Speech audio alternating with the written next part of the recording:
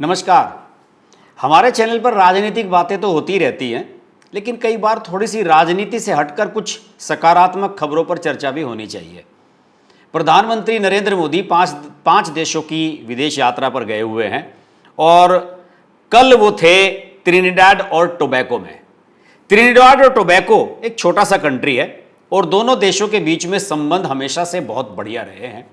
प्रधानमंत्री नरेंद्र मोदी का वहां पहुंचने पर स्वागत करने के लिए एक नीली साड़ी में एक महिला उनका स्वागत करने के लिए पहुंची।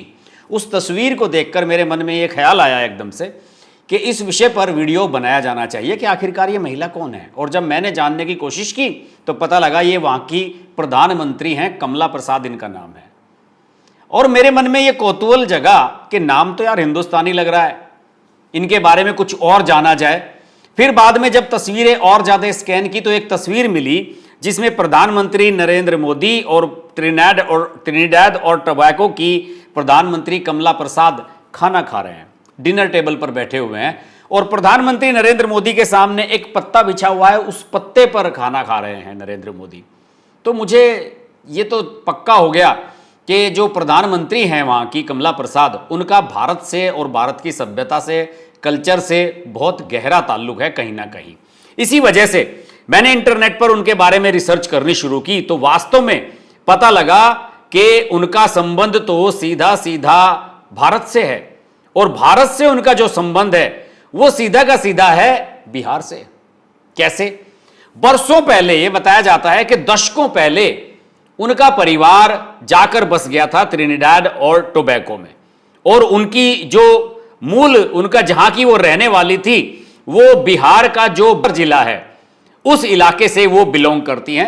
प्रधानमंत्री नरेंद्र मोदी ने एक बार उन्हें बिहार की बेटी भी कहा था और यहां जो उन्हें तस्वीर, कल प्रधानमंत्री नरेंद्र मोदी उनसे मिले तो राम मंदिर की एक प्रतिकृति और जो पवित्र जल होता है वो उनको भेंट किया गया और इस तरीके से उनका कनेक्शन भारत के साथ जो सारी चीजें हैं वो स्पष्ट होनी शुरू हो गई, क्योंकि भारत का ही कोई रहने वाला व्यक्ति है जो इस तरीके से भोजन परोस सकता है अपने अतिथि को पत्ते पर। विदेशी लोग तो नहीं खाएंगे।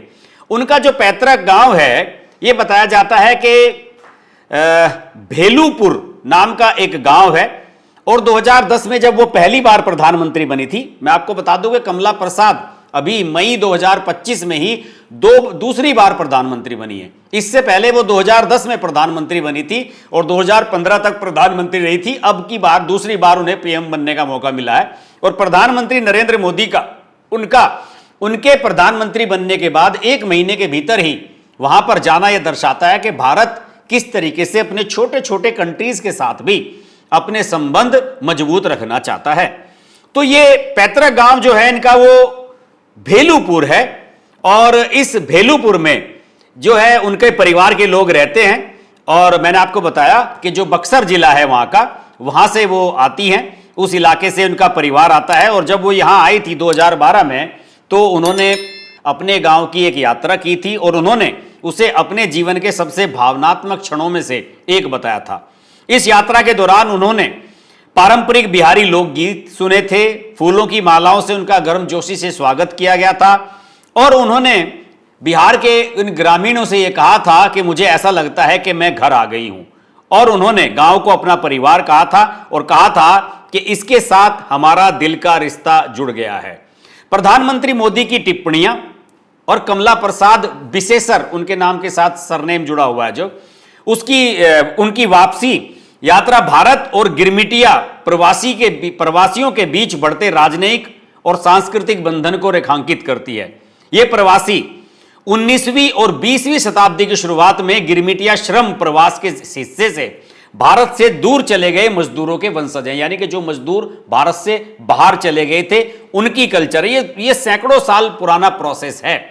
तो ये जो तस्वीरें हैं उन्हें देखने के बाद मेरे मन में जो इच्छा हुई, मैंने सोचा कि आपसे शेयर किया जाए। और मैं आपको बता दूं कि उनकी जो पैदाइश वहीं पर हुई वो त्रिनिडाद और टोबैको में 22 अप्रैल 1952 का उनका जन्म है और उसके बाद उन्होंने नॉरवुड टेक्निकल कॉलेज में पढ़ाई की। उसके बाद university of the West Indies, आप जानते हैं त्रिनिडाद और टोबैको जो वेस्ट इंडीज हैं, वेस्ट इंडीज की जो टीम क्रिकेट की खेलती है उन्हीं में से एक कंट्री है ये। ट्रिनिडाड और टोबैगो, वहां पर अक्सर टेस्ट मैच भी होते हैं, भारत अक्सर खेलता रहा है वहां पे। 1974 में इन्होंने आर्ट्स की डिग्री ली, 1976 में इन्होंने डिप्लोमा लिया, और उसके बाद जो लॉ ह्यू वुडिंग लॉ कॉलेज है वहां से इन्होंने कानून की डिग्री ली, और उसके बाद उनका जो राजनीतिक कैरियर है वो 1987 में शुरू हुआ। और वो सबसे पहले जो है वहां की सेंट पैट्रिक काउंटी काउंसिल है उसकी एक एल्डरमैन बनी, जैसे सभासद होते हैं उस तरह से। और फिर उसके बाद उन्होंने नवंबर 1994 में विपक्षी सीनेटर उनको नियुक्त किया गया।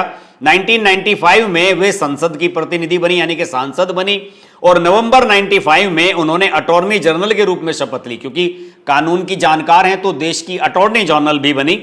और फिर जब ये अटॉर्नी जनरल बनी थी तो त्रिनिडाड और टोबैगो की पहली महिला अटॉर्नी जनरल थी। उन्होंने फरवरी 1996 से अक्टूबर 1999 तक कानूनी मामलों की मंत्री का काम भी देखा। अक्टूबर 99 से और अक्टूबर 2001 तक शिक्षा मंत्री के रूप में रही।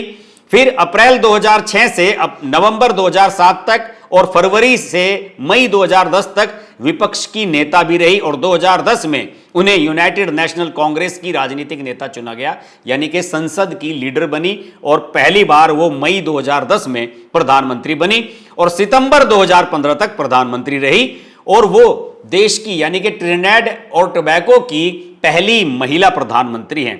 तो अच्छा लगता है कि जब भारत का कोई व्यक्ति बाहर जाकर इस तरह से सफलता हासिल करता है और अपनी कल्चर के साथ जुड़ता है।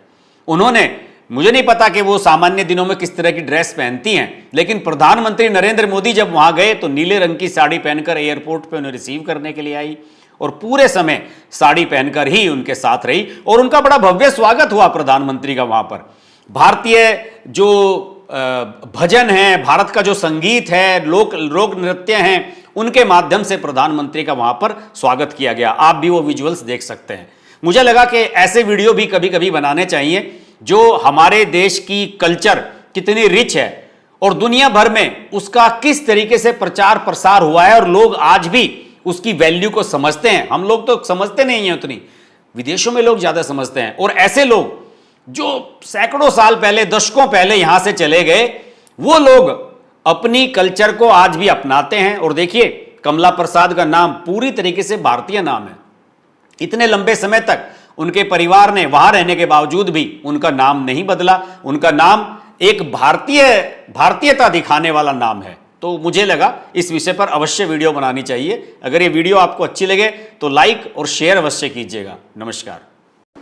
अगर आपको हमारी वीडियो पसंद आई तो वीडियो को लाइक करें, चैनल को सब्सक्राइब करें और नोटिफिकेशंस के लिए बेल आइकन को प्रेस करें।